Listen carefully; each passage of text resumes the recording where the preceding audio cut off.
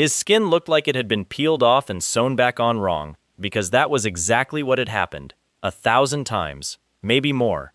He had stopped counting somewhere around his 12th birthday, back when the men in the white coats still called him Subject 37, and kept the number written on a clipboard by his cage. The scientists called him a monster, because his heart refused to let him die. The people on the street called him a monster, because his face barely looked human anymore. And every stray dog in that back alley slept curled against his ribs at night, because dogs did not care what a face looked like. They cared whose hand fed them. That was where the girl found him. She was 16 years old. She was carrying a plastic bag full of leftover fried chicken meant for the strays, and she was about to make the single worst mistake she had ever made in her short life, because 3 men had followed her in from the main road, and the look they were giving her had nothing to do with the chicken. The tallest one blocked the alley mouth. The other 2 closed in from the sides. She smelled cigarettes and cheap alcohol before she even turned around. One of them said something. She did not hear the exact words. Her ears had already gone underwater, the way they always did when her body understood danger before her mind caught up.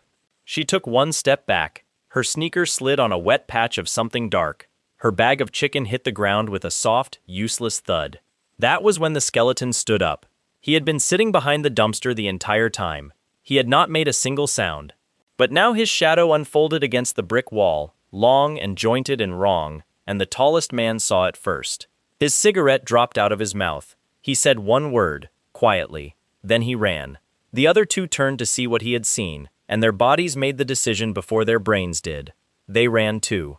All 3 of them, back down the alley they had come from, without looking back once.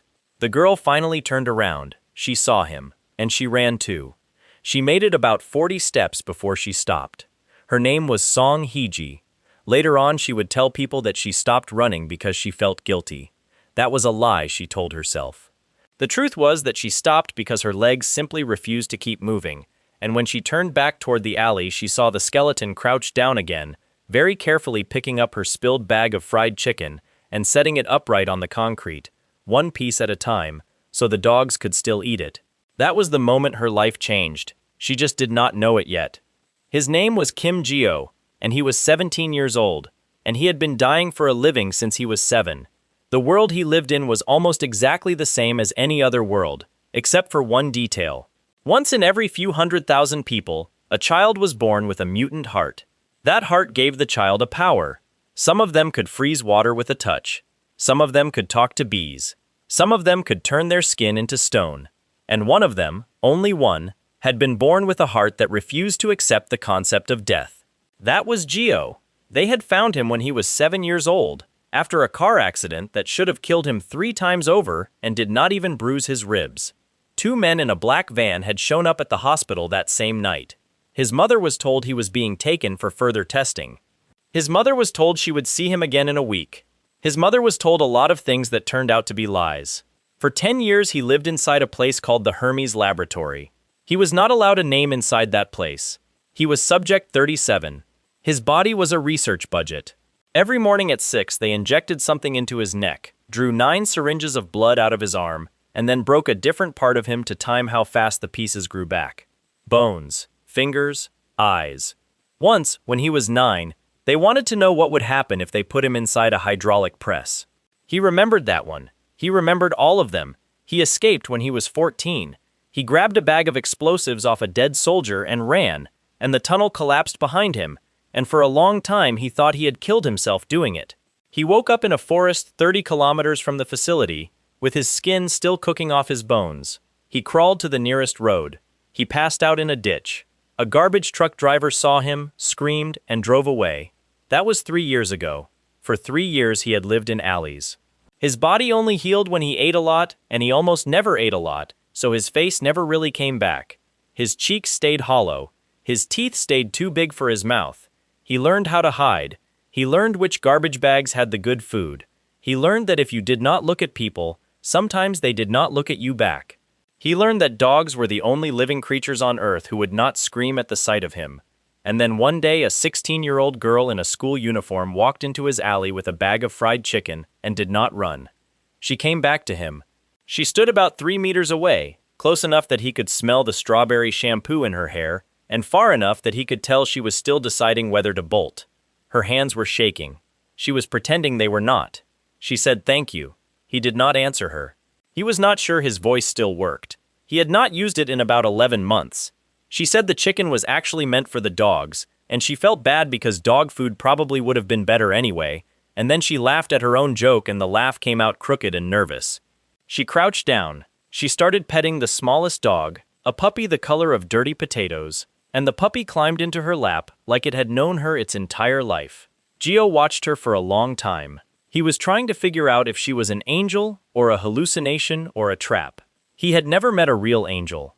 He was fairly sure he had hallucinated once, back in the lab, when they had put something bad in his IV. He had definitely met traps. He decided she was probably a trap. He was going to be wrong about that. He was going to be wrong about that in a way that would eventually save his life. While he was still deciding, his left arm fell off. It did not fall off dramatically. It just quietly slid out of his shoulder socket, because his body had run out of the raw material it needed to hold itself together, and it landed on the concrete with a soft, damp sound.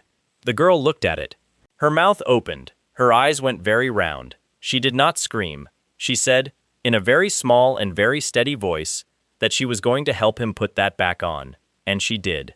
She rolled up her uniform sleeves. She picked up his arm off the concrete, like it was a fragile piece of furniture.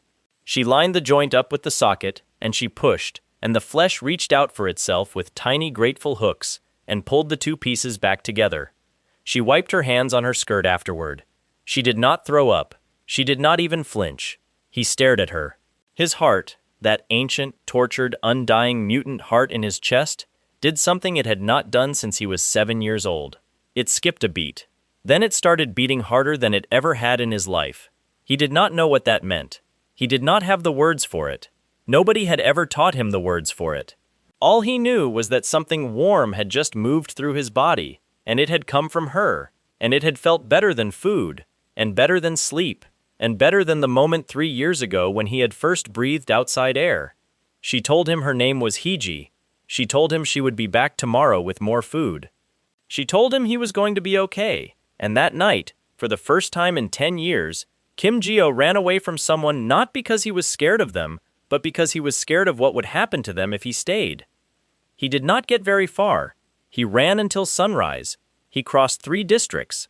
He climbed a chain-link fence, cut his hands open on the wire, and let the blood absorb back into his arms while he kept running. By the time the sun came up, he was hiding behind a shipping container in the docks, and he was congratulating himself on his escape. He heard the click of small toenails on concrete. He looked down. The potato-colored puppy was sitting at his feet, tail wagging, breathing very hard, as if it had just run 12 kilometers to keep up with a boy it barely knew. Geo said, out loud, the first word he had said in 11 months. He said, how? The puppy did not answer him. The puppy just sat down on his shoe. 20 minutes later, Hiji found them both. Her hair was a mess. Her uniform was rumpled. She was carrying 2 bags this time, one of chicken and one of something else. Something she said was hot pork bun with extra sauce. And when he ate the pork bun, his fingers grew back 3 times faster than they had ever grown back in his entire life. He stared at his own hand. He flexed the fingers. He watched the flesh knit itself into shape almost as fast as he could think about it. He asked her what was in the pork bun. She said soy sauce, mostly. He decided she was definitely an angel. Then she told him her older sister was a police officer and also a heart mutant, and that they should probably go to her right now, because whatever was chasing him, her sister could handle it. He hesitated for a long time. He thought about it for so long that Hiji actually started petting his hair while he was thinking, and he had never been touched on the head before, not in a gentle way, and he had to concentrate very hard not to start crying. He said okay. He said he trusted her. He said he was tired of running. That was when the black car pulled up. He heard it before he saw it. His ears had gotten sharp during 3 years on the street. He heard the engine coming down the wrong side of the road at the wrong speed, and he had just enough time to turn his head and see the headlights and think one very clear thought, which was, they found me, before the front bumper hit him at 45 kilometers per hour. His body went up, his body came down. His head cracked against the concrete, and the sound it made was the exact sound a coconut makes when you drop it. He tasted metal. He heard Hiji scream his name. Then he heard several sets of boots hit the pavement, and several sets of hands grabbed him at once, and someone said, in a lazy, satisfied voice, that they had finally found the cursed skeleton, and then they hit him again. He was awake for the whole thing. He was awake when they threw him into the trunk. He was awake when they tied his hands behind his back with a piece of blue nylon rope. He was awake when they threw Hiji into the back seat like a piece of luggage and drove off with both of them. Because these men were not from the Hermes laboratory. These men were something worse. These men were freelancers, and freelancers did not care about the paperwork. Freelancers only cared about the finder's fee. Gio lay in the trunk. He listened to Hiji trying not to cry in the seat above him. He worked one finger against the rope, then another, then another. He thought about the girl. He thought about the pork bun. He thought about the way his heart had skipped a beat when she had picked his arm up off the concrete without flinching, and he decided, quietly, that these men had made a very serious mistake. The dogs saved him first. He would remember this his whole life. He did not save himself, and he did not save the girl. Not that day. The dogs did. He heard them before he saw them. A whole pack, mismatched and starving and led by a bull-necked mongrel with one torn ear that the pups all called Potato, running full speed down the road behind the black car. He did not know how they had followed him. He did not know why they had followed him. They had, though. They had run for kilometers on their own broken paws, and now they were catching up because the car had to slow down at every intersection, and they did not. The lead dog leapt. Potato hit the back bumper hard enough to rock the car. Then he found the trunk latch with his teeth, and he pulled, and the latch popped, and the trunk swung open into the wind. Gio saw the sky for 1 second. Then he saw a wall of fur, teeth, and rage pile in on top of him and start biting through the rope. The car screeched to a stop. 6 freelancers got out with baseball bats. The dogs did not run. Gio would remember, for the rest of his very long life, the sound the first bat made when it hit Potato's ribs. He would remember it in his sleep. He would remember it in quiet rooms. He would remember it every single time he saw a stray dog for the next 50 years, and he would never, ever get it out of his head.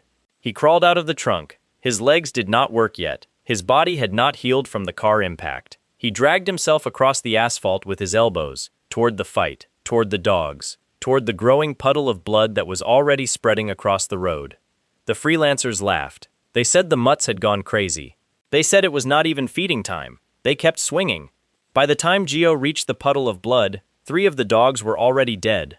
Potato was still alive. He was crawling. He was crawling toward Gio, dragging his back legs, his eyes still open, his tail still trying to wag. He reached Gio. He licked Gio's hand once. Then he stopped moving. Gio put his fingers into the blood. The blood came alive. He had never done this before. He had never needed to. In the lab, they had never given him this much material to work with, because they were terrified of what he could do with it, and they had been right to be terrified. The blood on the road did not soak into his skin. It climbed. It rose up his fingers like a red vine, up his wrist, up his arm, and everywhere it touched it built him back. His flesh came back first, then his skin, then his face. For 10 years he had never seen his own real face. The lab had never let him heal that far. When he had escaped, he had been too starved to grow it back. He did not know what he looked like underneath the ruin. He did not know he had ever had a nose that was not broken, or cheeks that were not hollow, or lips that were not split and scarred. He found out now. He stood up in the middle of the road. His hair, thick and black and finally the length it was supposed to be, fell into his eyes. His skin was the color of pale honey. He was, though he did not know it yet, and would not know it for another few hours, extraordinarily beautiful. The freelancers stopped laughing.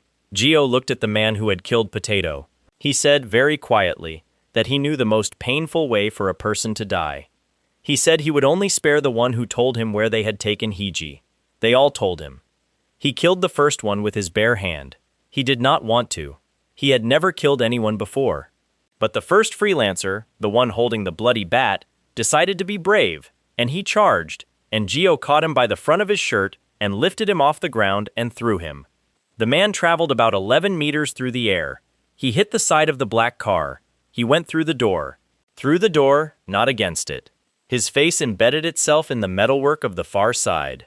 The other freelancers ran. Gio let them. He was not chasing them. He had somewhere else to be. He walked into the warehouse where they were holding her. He did not sneak. He did not scout. He walked in through the front bay door with Potato's blood still drying on his knuckles, and he threw the first man he saw through a stack of shipping crates, and the boss looked up from where he had Hiji pinned against a support column with a gun to her temple, and he said, in a voice that was already losing the certainty it had been born with, that this could not possibly be the skeleton. Geo said it was, actually. The boss shot him in the shoulder. Geo kept walking. The boss shouted for his men to open fire. They had bought guns, real ones, illegal ones, with the down payment the laboratory broker had wired them that morning.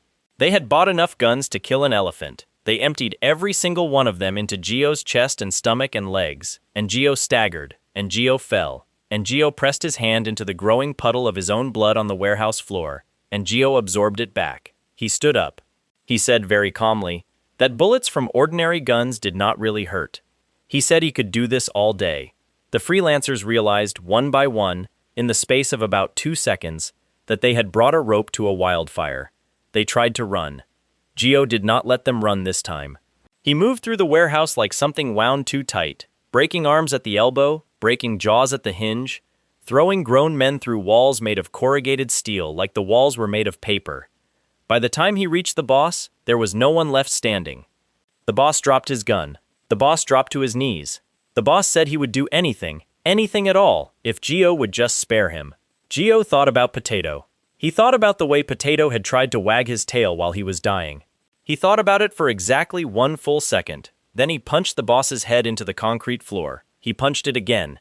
He punched it about 40 times, so fast that his fist blurred, and when he stood back up there was not a face there anymore. There was a stain. And Geo stood over the stain, breathing hard, his mutant heart beating in his chest like a war drum, his hair falling into his very beautiful and very human eyes, and he turned around and he found Hiji. She was staring at him. She was not scared of him. He walked to her. He put his arms around her, very carefully, because his hands still had blood on them and he did not want to get any on her uniform. He held her exactly the way he had never once been held in his own life. He did not know he was doing it. His body had learned it, somehow, from somewhere. He said thank you. He said thank you for being alive. She started crying. She hugged him back. Outside the warehouse, sirens began to bloom in the distance, faint at first, then closer, then all around them, and Geo's world, which had been 6 alleys and a garbage route and a pack of stray dogs and 3 years of silence, had, in the space of 1 single day, become something else entirely. He was going to be 17 years old for a very long time, but for the first time since he was 7, he was actually alive. The sirens washed the warehouse in blue and red pulses that turned Hiji's tears into small colored jewels on her cheeks. Geo held her while she cried. He did not know what else to do with his hands. His shirt was soaked through with blood that was not his. The concrete was tacky under his shoes. Somewhere behind him, in the ruined dark of the loading bay, a man he had killed with his fists had, about 90 seconds ago, stopped breathing. He did not think about that yet. He would think about it later, at 3 in the morning, on a couch that did not belong to him, staring up at a ceiling he had never seen before. But not yet. The first cop through the door was a woman in her early 20s, with a scar across her cheekbone, and an expression that suggested she had already read the report on her way over, and did not find any of it particularly surprising. She raised her badge before she raised her voice. Her name was Song Hyun. She was Hiji's older sister. She was also, though the 2 responding uniforms behind her had no idea, the current commanding officer of the Seoul Mutant Task Force, which was the very small and very unlisted subdivision of the National Police that handled the kind of incidents that could not be handled by the National Police. She was 24 years old. She was 5'2". She was, at that specific moment in Korean history, arguably the most dangerous human being inside a 200-kilometer radius. She looked at Geo. She looked at what he had done to the men on the floor. She said, very calmly, that they were going to have this conversation at her apartment, not here. She said Geo should probably wash his hands first. The 2 uniforms behind her started to object. Hyun turned her head about 15 degrees. The 2 uniforms stopped objecting. One of them said, very quietly, that they would handle the paperwork on their end. The other one said nothing at all, because he had just realized who exactly he was standing next to, and he was too busy trying not to make eye contact. Hyun looked at Hiji. She said, in a completely different voice, One soft enough that Gio almost did not recognize it as coming from the same person, that Hiji was okay now, and that the boy standing next to her had done a good thing, and that she was proud of her. Then she said they needed to go. They buried the dogs first, Gio insisted. Hyun did not argue with him. She had already read the report on her drive over, and the report had mentioned the dogs, and Hyun was the kind of person who understood what mattered without needing it explained to her twice. They found a soft strip of ground behind the shipping yard where the grass had never been paved over. Gio dug the holes himself. He dug them with his hands. He could have used a shovel. He did not want to use a shovel. He wanted the dirt under his fingernails, because the dirt under his fingernails made the whole thing feel like something a real person was doing, and he had not felt like a real person in 10 years. He said each of their names as he laid them down. He knew all of their names. He had learned them, over 3 years, one at a time, without ever saying a single one of them out loud. He said Bulgogi, he said Tioki, he said Mandu, he said the one he had privately called Little Idiot because it kept trying to eat plastic. He said all of them. He said potato last. He was crying by the time he got to potato. He was still crying when a small, warm weight bumped against his shin. He looked down. The potato-colored puppy was standing at his foot, panting, tail wagging, alive. He had somehow survived the freelancers by hiding under the truck. He had followed them here. He had been sitting in the grass the whole time, waiting for someone to notice him. Gio picked him up. He held him against his chest. He asked the puppy if it was angry at him, because its father had died to save him, because all of its friends had died to save him, and Gio would not blame it if it was angry. The puppy licked his chin. Hiji, from behind them, said very quietly that the puppy was not angry. She said the puppy loved him. She said the dogs had loved him too, all of them, from the very beginning, because dogs could tell when a person was in the same amount of pain as they were, and they never abandoned their own. Gio held the puppy tighter. He said its name would be Fry, because Fry came from potato, because Fry was small, and warm, and alive, and he was going to protect this one, no matter what. Hyun's apartment was on the 28th floor. Gio had never been on the 28th floor of anything.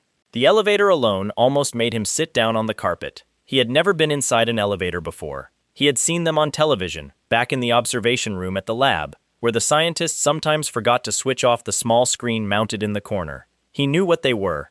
He had not known they moved this fast, or that his stomach was supposed to feel like it was being left behind on the ground floor.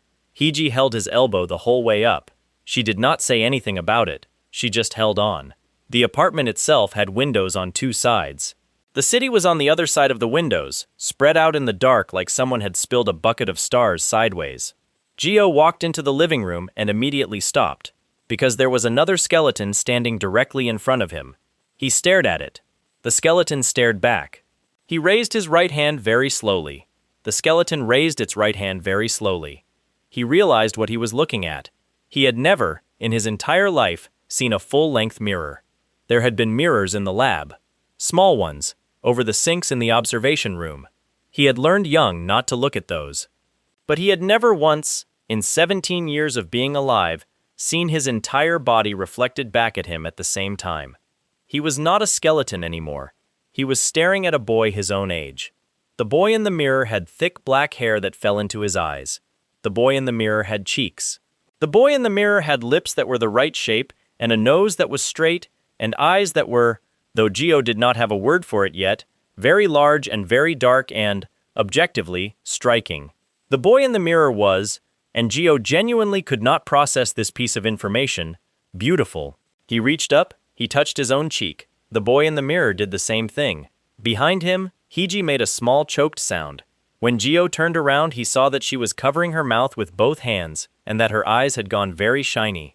Hyun, standing behind her sister, had folded her arms and was looking somewhere very carefully, not at Gio's face, as if she was giving him some private space inside of a shared room, which was a kindness Gio had not known was a kindness people did. He asked how old he was supposed to look now. Hiji said 17. He counted the years in his head. He counted them on his fingers, because he had lost track years ago. He counted them twice, because he did not believe the answer the first time. He said he was 17. Hiji said she was 17 too.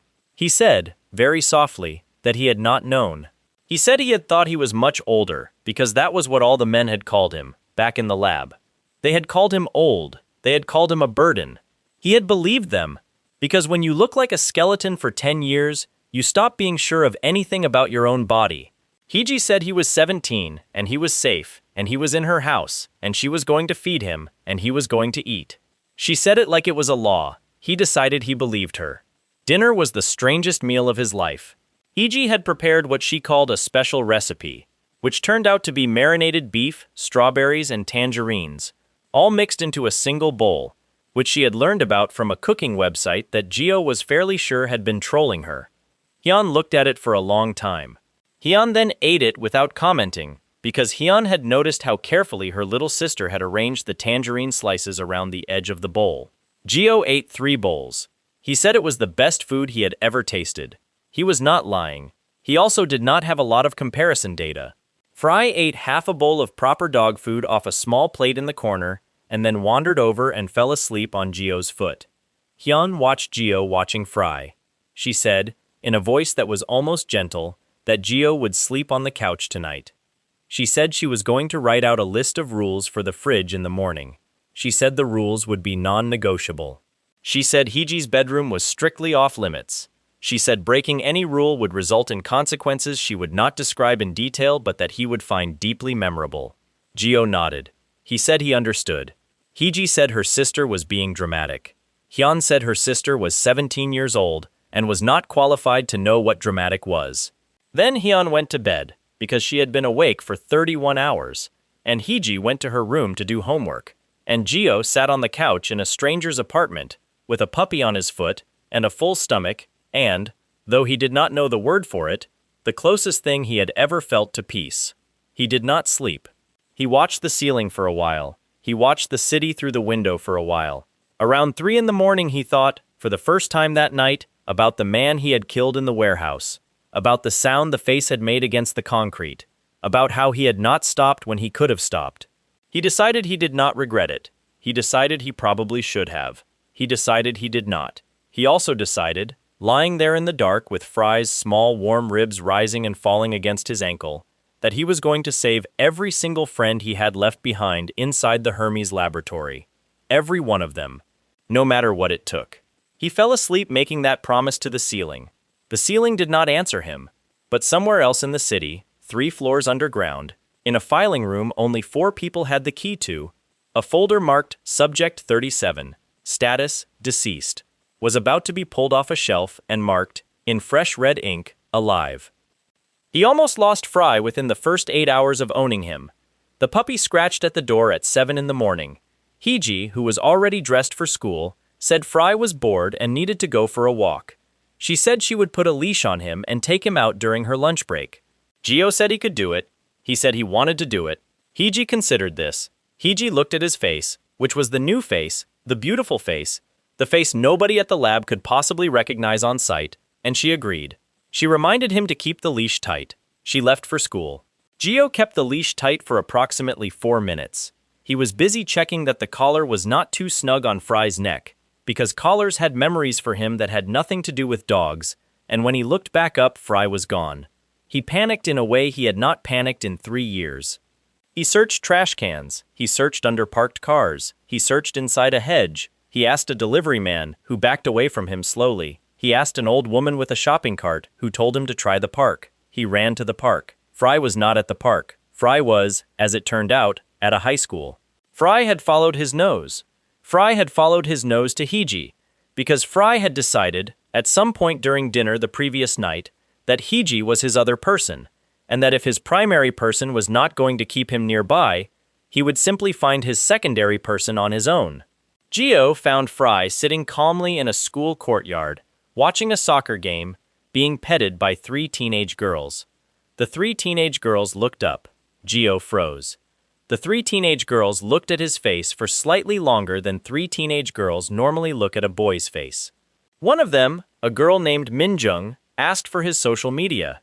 She asked in the tone of someone who had never in her life had to ask for a boy's social media, because boys had always volunteered it.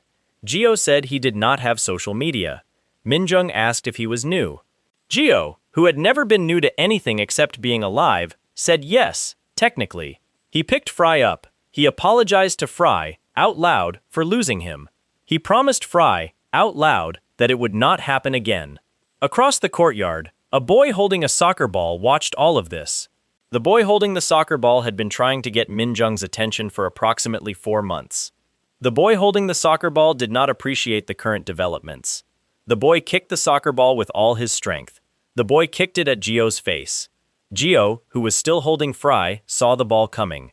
He calculated, in the small automatic part of his brain that he could not turn off anymore, that if he moved out of the way, the ball would continue in a straight line and hit the puppy. So he did not move out of the way. The ball hit him square in the mouth. His nose started bleeding. Fry yelped. Minjung and her friends gasped.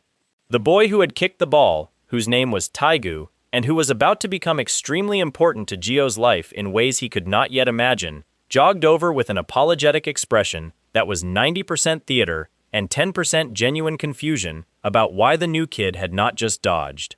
Taegu said he was so sorry. Taegu said the ball had slipped. Taegu suggested they should be friends now, since Taegu was clearly going to have to make it up to him. Gio, wiping blood off his mouth with the back of his sleeve, said friends sounded nice. He had never had a friend outside the lab. He was going to be very bad at recognizing when someone was lying to him about being one. Taegu did try to have Gio beaten up in a bathroom. To be fair to Taegu, this was in the first 3 hours of their friendship, before Taegu had actually seen Gio be a person, and Taegu at that stage of his life was the kind of teenage boy who resolved most of his emotional problems by having his older brother's friends come to school and hurt somebody. It was not a good habit. Taegu knew it was not a good habit. Taegu had not, until that particular Tuesday afternoon, ever been in a position where the target of the beating was someone he actually liked. He called his brother. His brother said he was on his way. Then Taegu spent the next 4 hours taking Gio to an arcade, out of a sense of guilt so acute it was practically a religious conversion, because it had turned out over the course of 1.5 class periods that Gio had never been to an arcade, or a karaoke machine, or a claw machine, or, apparently, most other locations that 17-year-old boys took for granted, and Taegu, watching Gio's face light up at the sight of a claw machine, had discovered inside himself an emotion he did not have a word for, but that felt uncomfortably like older brotherhood. By the time his brother's friends actually arrived, in a back alley 3 blocks from the school, Taegu had changed his mind. He tried to say so. His brother punched him in the stomach. His brother reminded him that they had all skipped work for this. His brother reminded him that the going rate on an unregistered mutant, delivered alive to the right broker, was 500,000 won. His brother reminded him that Taegu had asked for this, specifically, personally, in a phone call, and that Taegu was going to shut his mouth and finish what he had started. Then his brother hit him again, and again, and again.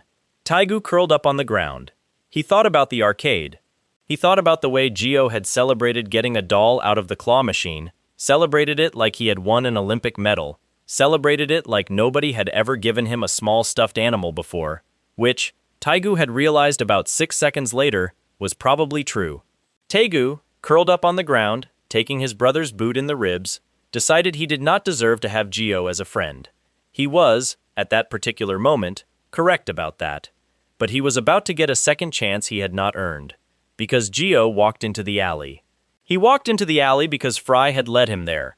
Fry had smelled Taegu's blood on the wind and had refused to keep walking in the other direction, and Gio had learned, over the course of one day, to trust the puppy's nose. Gio saw Taegu on the ground. Gio saw the 6 older men standing over him. Gio understood the situation instantly. He also, and this was the part Taegu did not know, and would not know for another 11 minutes, was in an emotional state very close to the one he had been in inside the warehouse the previous night. Which was to say, Gio had already killed a man this week. Gio had discovered, doing it, that he was capable of doing it again. Gio had decided, going to sleep on the couch, that he would only ever do it again for a specific reason. Watching Taegu bleed on the concrete turned out to be that reason. He asked Taegu, very quietly, why he was letting these men hurt him. Taegu tried to say something. Blood came out instead of words. Taegu tried again. He got out, roughly, that he had called the men there himself. He got out, roughly, that he had told them Gio was a mutant. He got out, roughly, that he was sorry. Gio nodded. He said he had figured out most of that on his own. He asked Taegu, again, why Taegu was still sitting there taking the beating instead of running. Taegu did not have an answer for that. Gio decided the answer did not really matter. He straightened up. He turned toward the older brother.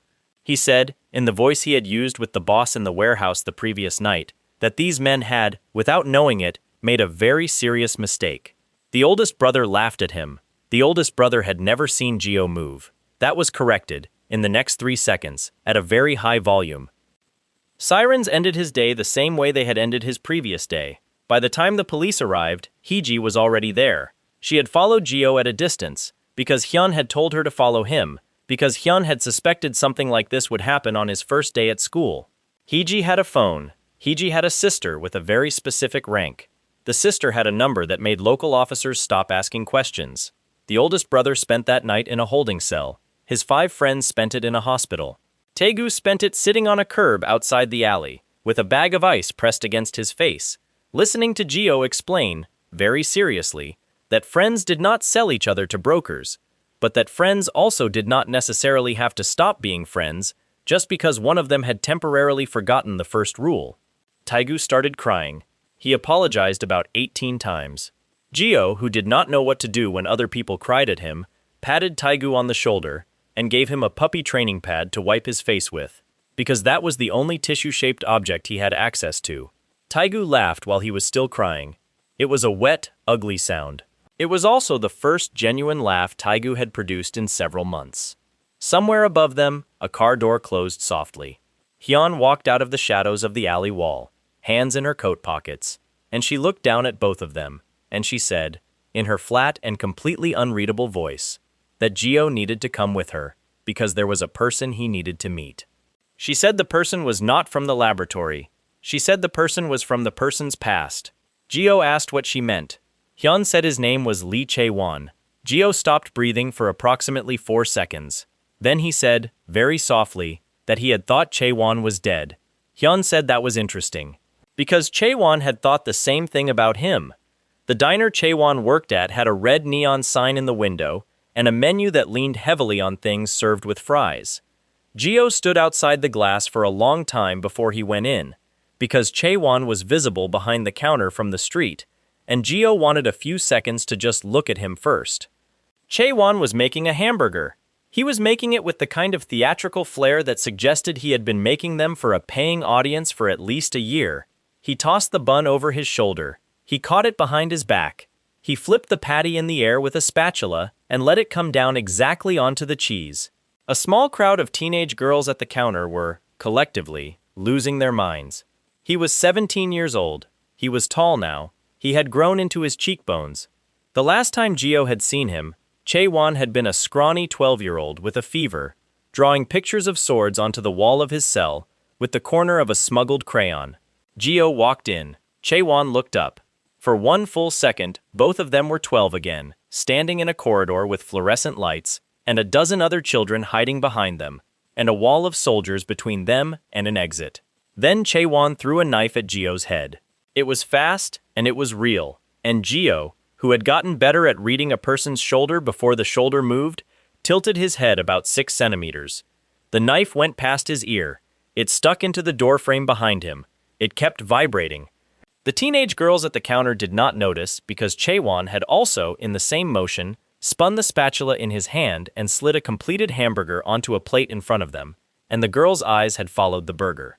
Chae-won smiled at Gio. Chae-won said, in a completely conversational voice, that Gio had gotten much better at dodging things.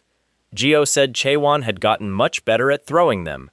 They talked, eventually, in a booth at the back, after Chae-won's shift ended. Chae-won spoke first. He said he had thought Gio was dead. He said everyone had thought Gio was dead. He said that on the night of the escape, 3 years ago, when the exit tunnel had collapsed and the explosives had gone off, everyone still standing had watched the ceiling come down and had assumed Gio was under it. He said that assumption had been the thing that kept him breathing during the recapture. Because if the little skeleton kid with the useless heart could go out fighting, then Chae-won, who had a real weapon in his chest, had no excuse to give up. Gio listened. He did not interrupt. He noticed, while Chae-won was talking, that Chae-won's hands never fully stopped moving. Chaewon peeled the label off a soda bottle in strips. Chaewon straightened a napkin. Chaewon lined up the salt and pepper shakers. This was, Geo understood, the same nervous system he had grown up next to, only 3 years older and much better disguised. He noticed something else too. Chaewon's heartbeat, when he mentioned the word laboratory, went up by 15% and did not come back down. Geo pretended not to notice. He said, when Chaewon was finished, that he was glad to see him. He said he had missed him.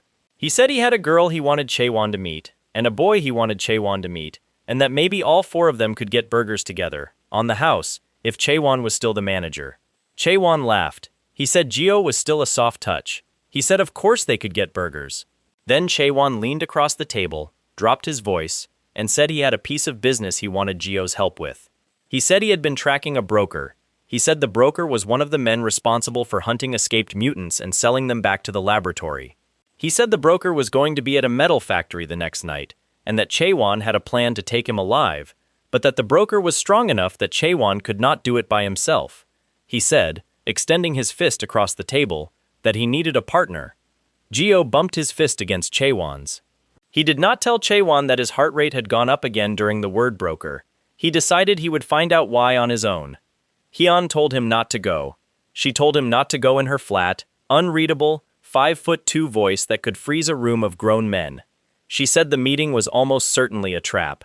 She said Chaewon's heartbeat evidence, which Geo had reported to her that morning over breakfast, was consistent with a person planning a betrayal. She said Chaewon had been in the wind for 3 years, working with brokers, running fake sales, and there was no version of that history where Chaewon was not also running Geo. Geo said he knew all of that. He said he was going anyway. Hyun did not sigh, because Hyun did not sigh. But something in her face shifted about 0.5 millimeter, which for Hyun was the equivalent of a very long sigh. She said fine. She said she would have officers positioned in a 3-block radius. She said she would give him a phone with her direct line on speed dial. She said, and this part was quieter, that if the trap sprung, he should not hesitate. She said hesitation was how good people got themselves killed by friends who used to be good people. She said mercy was a thing you extended after you had already won, not during. Geo put the phone in his pocket. He said he understood. He did not understand, actually. Not really. Not the way she meant it. But he was about to. The metal factory was 3 stories tall and had not been used to make anything for approximately 8 years. It sat at the end of a road that only trucks used. The overhead lights had been left on for the meeting. Everything inside was iron. The catwalks were iron. The support columns were iron. The floor was overlaid with iron plating that had been welded into place by someone who had cared very much about its structural integrity and had cared not at all about how easy it would be to walk on. Geo stopped at the entrance. He looked at the room. He said, out loud, to no one in particular, that this was Chaewon's home turf. That was what the metal was for. That was what the meeting was for. Chaewon had not brought him here to help catch a broker. Chaewon had brought him here because Chaewon was the broker, and Chaewon was going to take him home. He walked in anyway. He walked in because if he did not, he was never going to know the reason, and he had learned, in the last 3 days, that reasons were the only thing he cared about anymore. Chaewon was waiting for him on the second catwalk. He was not smiling this time. He said he was sorry. He said it exactly once. Then he touched the railing of the catwalk, and every piece of metal in the room woke up at the same time. The first blade came out of the floor at Geo's feet. He jumped sideways. He knew he was going to be jumping sideways his whole night.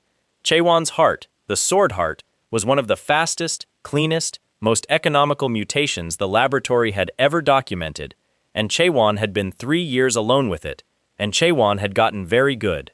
Blades came from the walls. Blades came from the catwalk railings. Blades came from the underside of the ceiling, dropping like rain. Geo dodged the first 11 of them.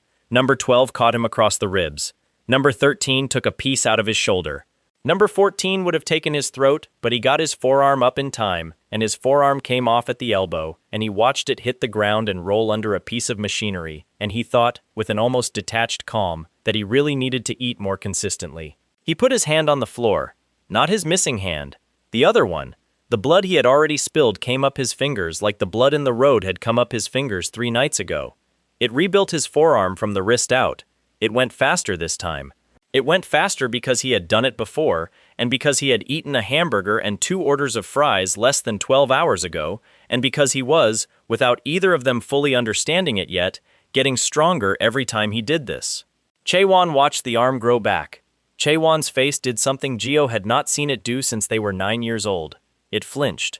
Geo talked to him while they fought. He asked why. He asked why now. He asked what the laboratory had promised him. He asked whether Chaewon remembered the corridor with the fluorescent lights, and the wall of soldiers, and the fact that Chaewon had once, at 12, taken a chair leg to a grown man's face because that grown man had been about to hit Geo. Chaewon did not answer. Chaewon kept swinging. Chaewon was not going for the fatal cut. Geo noticed that around the 4th minute, every blade Chaewon aimed at him could have been a killing blow, and none of them were. Chaewon was trying to disable him. Chaewon was trying to wear him down. Chaewon was trying, Geo understood, to bring him in alive, because a dead subject was worth almost nothing to the laboratory, and Chaewon needed him to be worth a lot. Geo decided, in that moment, that whatever Chaewon needed the money for, it had to be very serious. Because the Chaewon he had grown up with would sooner have swallowed his own knife than sell a friend for anything less. He caught the 15th blade. He caught it with the palm of his hand. It cut through his palm. It came out the back. He closed his fingers around it anyway, and he pulled, and Chaewon, who had been holding the far end of the blade, was pulled off the catwalk and directly toward him. Geo met him halfway. His fist connected with Chaewon's jaw.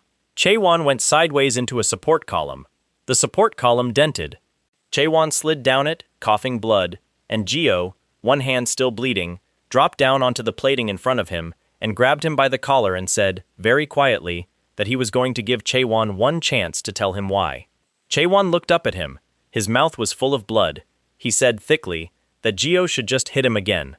He said Geo would not understand. He said the reason did not matter. Geo bit his own finger. He bit it deep enough that the blood came fast. He shoved his bleeding finger past Chaewon's teeth, into the wound at the back of Chaewon's mouth, and he felt, through the contact, exactly what Hyun had promised him he would feel.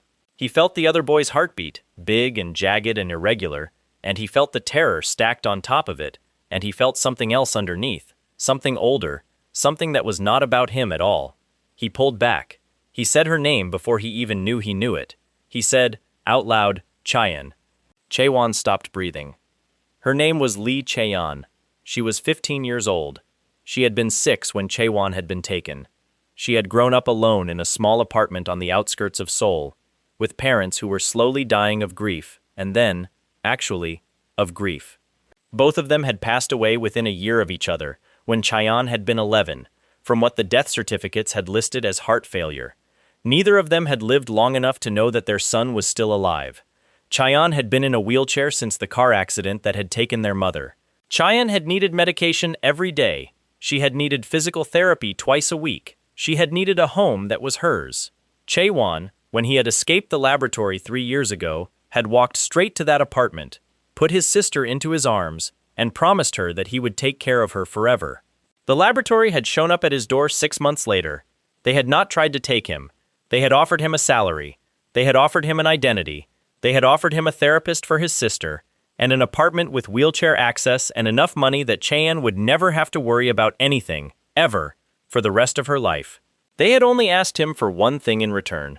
They had asked him to help them find the other children who had escaped. Chaewon had said yes. He had said yes, and he had not told Chaeyeon, because Chaeyeon would have refused the money if she had known where it came from. He had said yes, and he had spent 3 years pretending to be a broker, pretending to hunt his own kind, delivering test subjects to the laboratory in exchange for a life that his sister could live inside. He had said yes because he had been 12 years old the last time anyone had asked him to make a promise, and the promise had been to a boy who had died in a collapsed tunnel, and dead boys did not make claims on a living sister. And then that dead boy had walked into his diner and ordered a hamburger. Geo sat down on the plating next to him.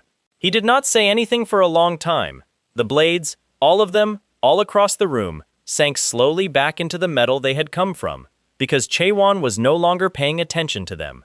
Finally, Geo asked, in a very small voice, why Chaewon had not just told him. Chaewon said Geo would have tried to help. Chaewon said Geo would have gotten himself killed helping.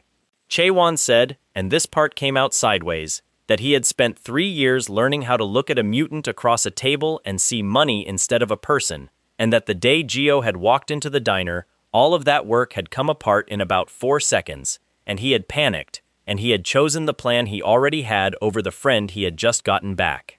He said he was sorry. He said sorry was not going to be enough. Gio said sorry was not going to be enough. Gio also said that Cheyenne was going to be taken care of. He said the police were going to take her in. He said Hyun's people were going to make sure she never lost her apartment.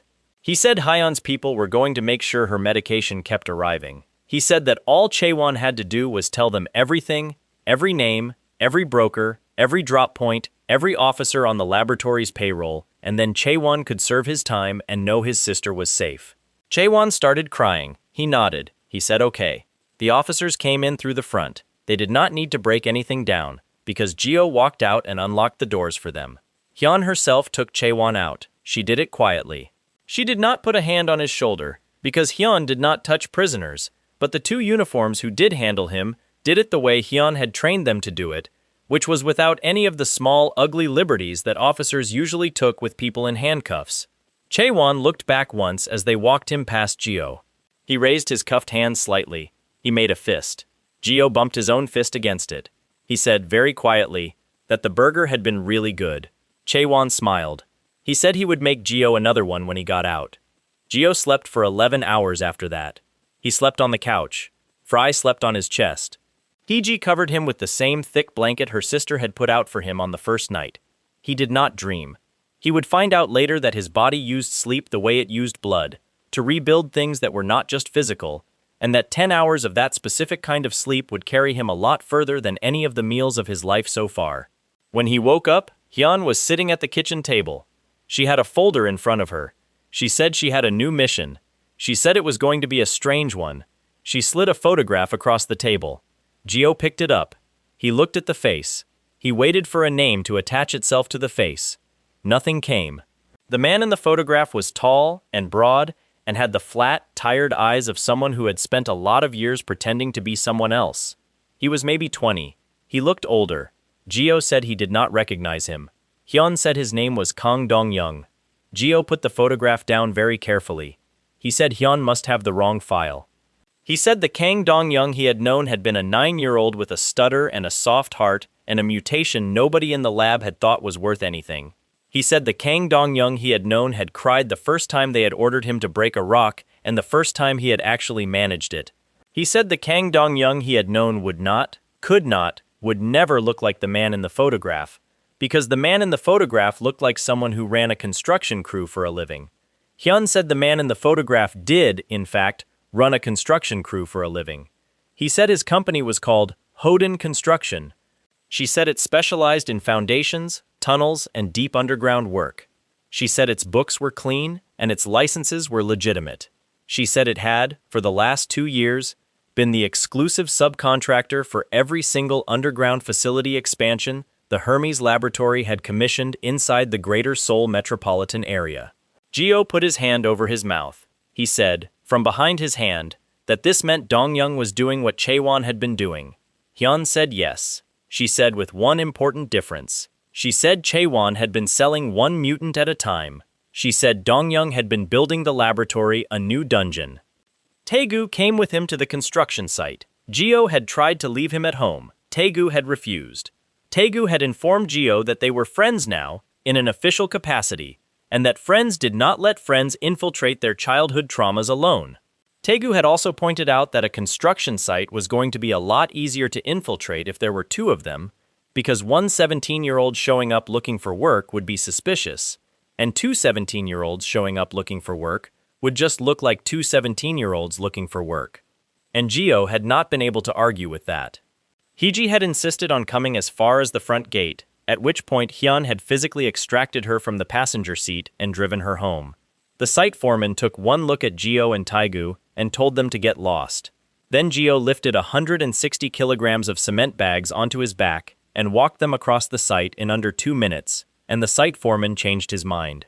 Then Taegu, who could not lift 160 kilograms of anything, made up for it by being the single most talkative human being anybody on the site had ever met, and inside of an hour, He had learned every worker's first name, second name, wife's first name, and preferred brand of instant coffee.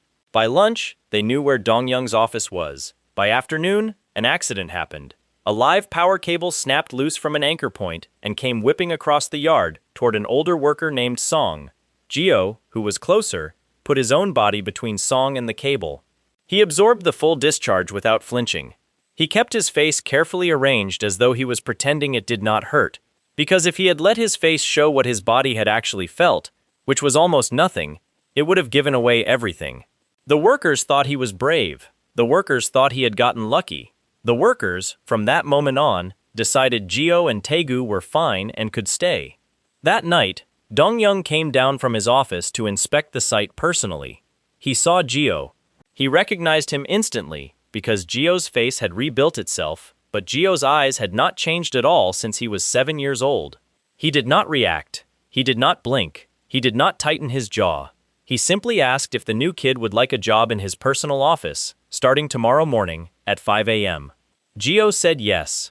He did not know it yet, but he had just accepted a formal invitation to walk down a freight elevator into a sub-basement full of black chemical barrels marked with the exact same red symbol he had first seen on his own restraint straps at the age of 7. He was going to walk down it anyway.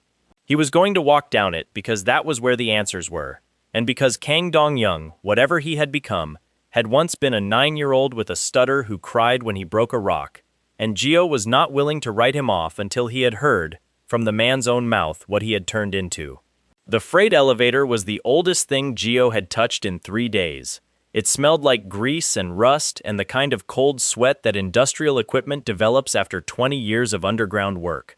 The floor was scratched steel with rectangular perforations that let you look straight down into the shaft as it moved, which was, Geo understood immediately, a design choice made by someone who had never met a person with a fear of heights and did not intend to.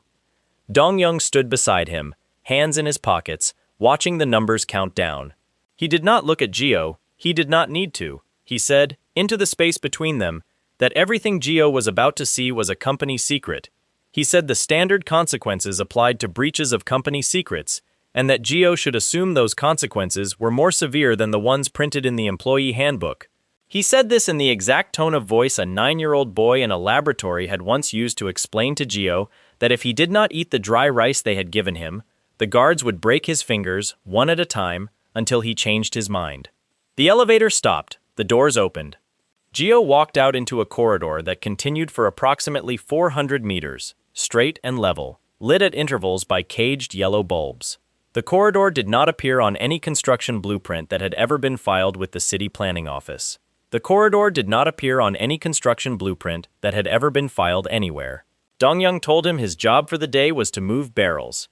He pointed at a row of them, 50, maybe 60, black steel, banded twice around the middle, sealed with a red wax stamp bearing a symbol Geo had last seen at the age of 7, printed on the strap that had held his left wrist to the observation table. Dong-young said Geo was not to open them under any circumstances. Dong-young then said he had some things to attend to on the surface, and that he trusted Geo to work efficiently. Dong-young walked back into the elevator. Dong-young did not press the button.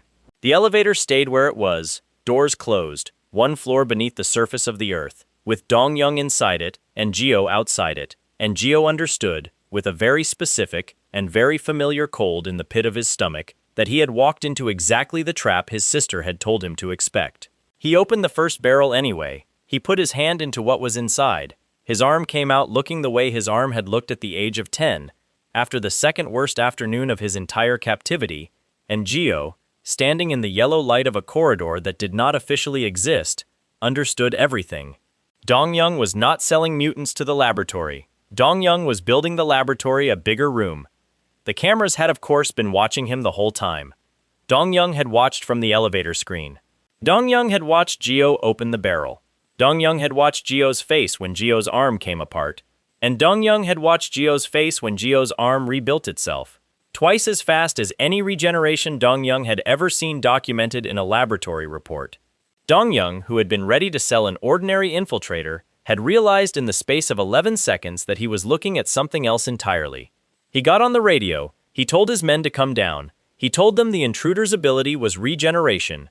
He told them not to hold back because he wanted to know exactly where the ceiling on that regeneration was, and the only way to find that ceiling was to hit it until it stopped rising. He did not tell them who the intruder was. He was not ready to say it out loud yet. The first 20 men got through the door together. Geo dropped 6 of them in the first 15 seconds. He dropped them the way he had dropped the freelancers behind the warehouse, which is to say with a lot of blunt force and no particular technique, because he had never been taught how to fight. He had only been taught how to survive being hit. The next 14 men were more careful. They came at him with iron chains, because Dong-young, from the office, had told them what to bring. They wrapped him, they pinned him.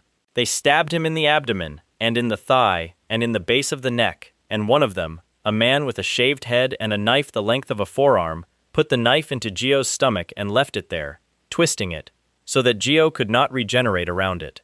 Geo touched the floor. He absorbed the blood he had already spilled. His body kept the knife in and grew new tissue around it, and then, when the tissue was strong enough, it pushed the knife out sideways, the way a splinter works its way out of a healed wound, and the knife hit the concrete with a small, clean sound. The man with the shaved head stared at it. Geo put his hand through the man's chest. He did not do it in anger. He did it because the man was in the way, and because Geo had, sometime in the last 4 days, crossed a line inside himself and had not yet found a reason to walk back across it.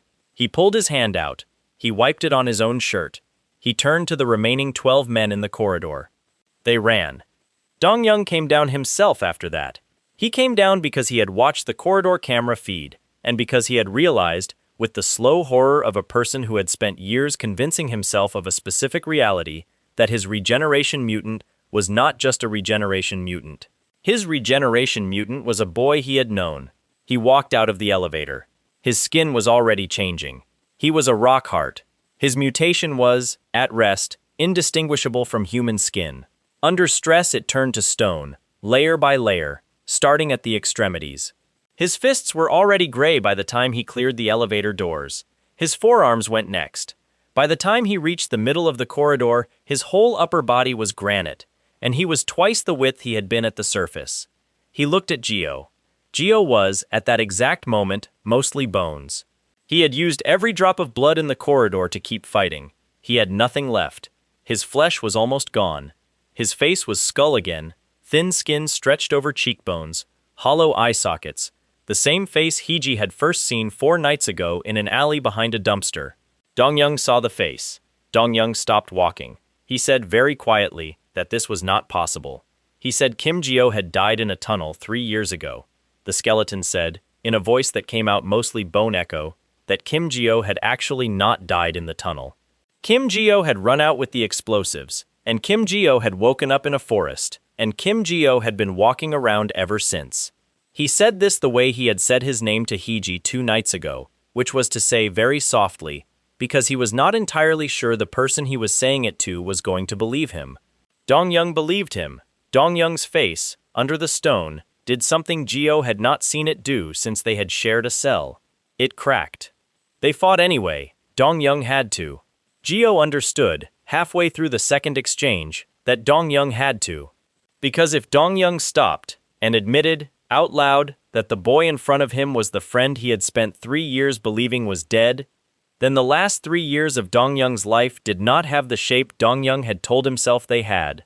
Then every barrel Dong-young had helped move, every tunnel Dong-young had helped build, every friend Dong-young had helped the laboratory recover, had happened for a reason that did not make sense anymore. So Dong-young swung. He swung with a fist made of granite, and he swung hard enough to shatter the wall behind Geo, and Geo, whose regeneration was the fastest it had ever been, still could not entirely dodge it. He got hit twice. He got hit twice, and he got up twice, and on the third exchange he stopped dodging entirely and started walking straight into Dong-young's fists, because he had figured out, from the second impact, that Dong-young's rock skin was thinning at the joints and that Geo's own bones, hollow and light and starved as they were, weighed less than the stone and could therefore move faster than Dong-young could put an arm in front of them. He hit Dong-young in the ribs. Something cracked. It was not one of Geo's fingers. Dong-young stopped after the 8th strike. He did not go down. He was too large to go down. He sat, instead, hard, against a wall, and he coughed blood the color of iron, and he looked up at Geo, and his eyes were the eyes of a 9-year-old boy who had once cried when the guards had ordered him to break a rock. He said Gio should just finish it. He said he was tired. He said he had been tired for a very long time. Gio sat down opposite him. He did not touch him. He said, in a voice that was hardening back into flesh as he spoke, that Dong-young was not going to die today. He said Dong-young was going to tell him about the barrels. He said Dong-young was going to tell him about every underground room this company had built for the laboratory. He said Dong-young was going to tell him which of their friends were currently inside those rooms, and where those rooms were, and how many guards each of them had, and what the guards ate for lunch. He said Dong-young was going to tell him, because Dong-young was the same 9-year-old boy Gio remembered. And that 9-year-old boy had not wanted to break a rock. And that 9-year-old boy definitely had not wanted to build the laboratory a bigger prison. And that 9-year-old boy had been the entire time inside Dong-young, waiting for a friend to walk down a freight elevator and remind him.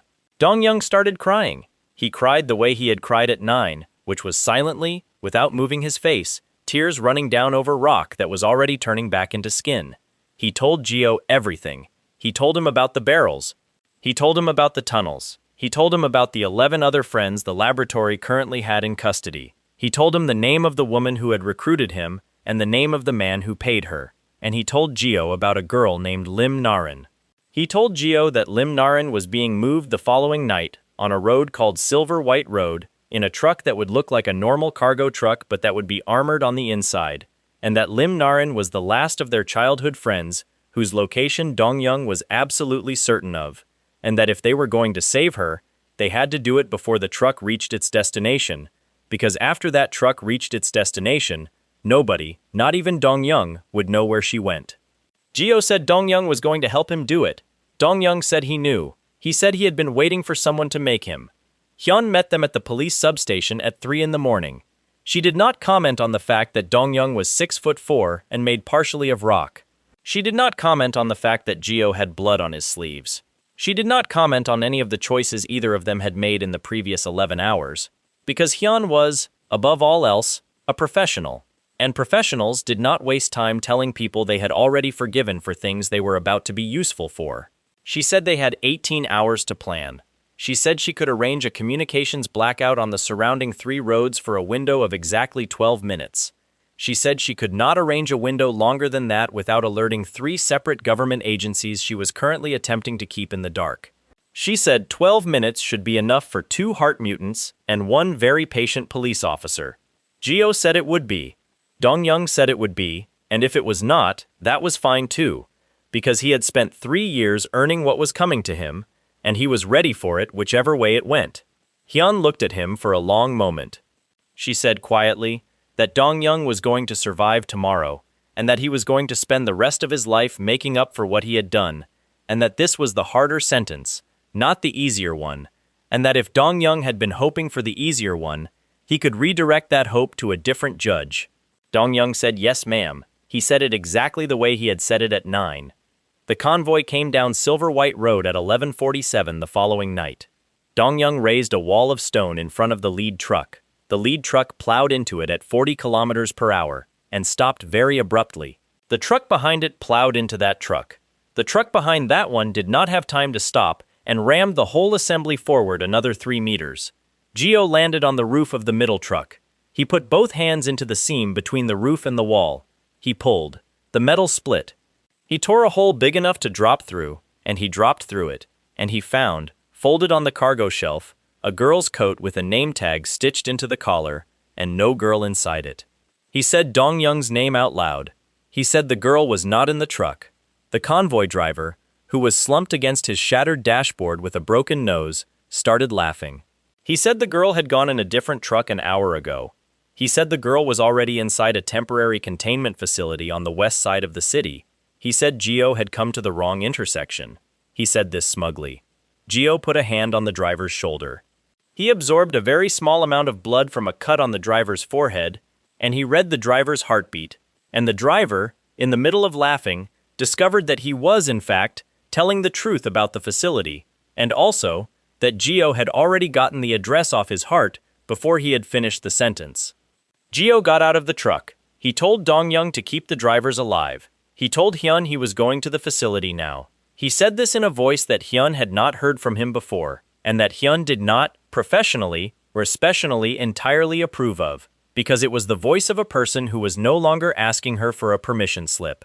She said she would meet him there in 20 minutes, she said, and this part was not for him but for herself, that if she did not, Gio was going to level the facility on his own, and that the level of politically survivable destruction he was about to produce was going to require her personal presence to contain. She said this while she was already walking to her car. Han Kikol was inside the facility. Han Kikol had been inside the facility because Han Kikol had been personally supervising the girl's transfer, because the girl was a priority subject, and Han Kikol had, over the last 3 years, personally supervised every priority subject transfer that had left one of his laboratories. Han Kichol was the man Gio remembered from the observation room. Han Kichol was the man who had, for 10 years, held a stopwatch while Gio's bones broke and grown back, and broken and grown back. Han Kichol was the man who had, one afternoon when Gio was 8, offered him a lollipop and told him that the other children would not have to be experimented on if Gio was brave. Han Kichol was the man who had then experimented on the other children anyway, later that same afternoon, while Gio was in the recovery room, too exhausted to know it was happening. Han Kichol was a chain heart. Han Kichol could conjure chains from his fingertips, of any length, of any thickness, and he could animate them to strike, to bind, to cut.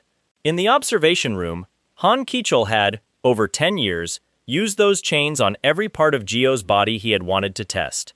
Han Kichol had, without ever quite realizing he was doing it, taught Gio the exact reach, weight, and speed of every configuration of chain that Han Kichol was capable of producing. Han Kichol did not remember Gio's face. Gio had been a skeleton the entire time he had known him.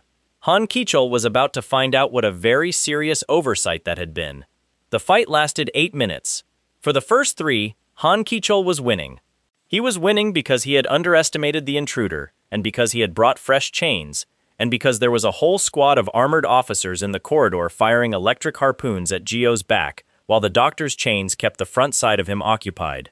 For the 4th minute, Han Kichol was breaking even. Gio had absorbed the blood of 2 officers and had grown enough tissue to start ignoring the harpoons. For the 5th, 6th, and 7th minutes, Han Kichol was losing. He was losing because Gio, though Han Kichol had not yet realized it, was dodging every single chain strike before the chain even fully formed. Because Gio knew, from 10 years of being on the receiving end, that Han Kichol's lateral chains had a strict 2-meter reach, that his rear strikes required a moment of pre-tension in his left hand, that his overhead attacks came slow and could be sidestepped by anyone paying attention. Han Kichol had been paying so little attention to Gio's face for so many years that he had never once considered the possibility that Gio had been paying attention to his. For the 8th minute, Han Kichol was on the floor. Gio was standing over him. Gio's hand was inside Han Kichol's coat, holding the small memory card that Han Kichol kept sewn into the lining of his laboratory badge. The card that Han Kichol treated with the reverence normal people reserved for family photographs. The card contained, Gio already knew from Han Kichol's heartbeat, the location and current status of every single mutant currently held by the Hermes laboratory. Every single one. Gio put the card into his pocket. He said quietly that Han Kichol was going to write down every name on the card, out loud, while Gio listened to his heartbeat, and that if Gio detected a single false name, Han Kichol was going to lose a finger for it. Han Kichol started writing. He wrote quickly. He wrote quickly because he had just realized that the boy standing over him was Subject 37, and that Subject 37 had not been a monster. Subject 37 had been a child.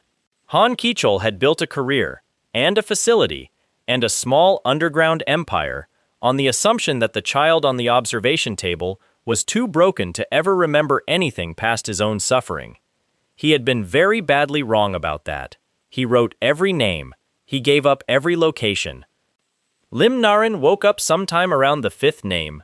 She woke up because Gio had, without thinking about it, walked past her holding cell on his way in, and because his footsteps had matched, exactly, the footsteps of a boy she had known when she was 10 years old, and her sleeping brain had remembered them before her waking brain had. She sat up. She had not been fully asleep. Han Kichol's people had drugged her water, but Lim Naren was a very old subject, very badly damaged, and very, very good at metabolizing sedatives. She pulled a thorn out of her own arm. She grew another thorn to replace it. She grew a third one, a fourth, a fifth. By the time she stood up, she was carrying a small forest of them, radiating from her forearms, from her back, from the crown of her head. She walked out of her cell through the wall. She found Geo in the corridor, standing over Han Ki-chol, listening to him name mutants. She looked at Geo for a long moment. She said, in a voice that was rough from disuse, that she had heard he was dead. Geo said he had heard the same about her. Lim Narin turned to Han Ki-chol. She said Han Ki-chol had, when she was 12, spent an entire summer studying whether her regeneration would grow back an eye if he removed both of hers at once. She said she had been remembering that summer every night for 8 years. She said she had a lot of thoughts about Han Ki-chol's face that she would like to test on Han Ki-chol's face right now. Geo put a hand on her shoulder. He said no. He said Han Ki-chol was going to go to prison.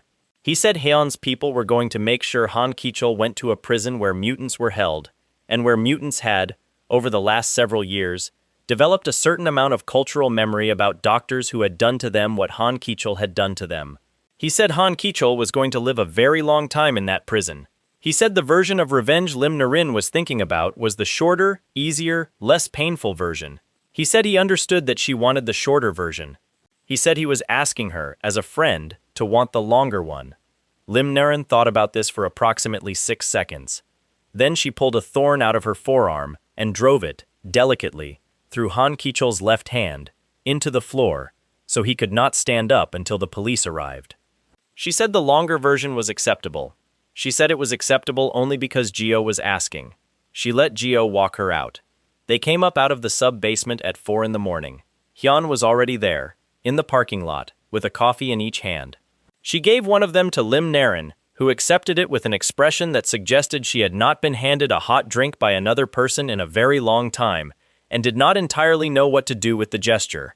Dong-young was there too, sitting on the hood of Hyun's car, breathing carefully.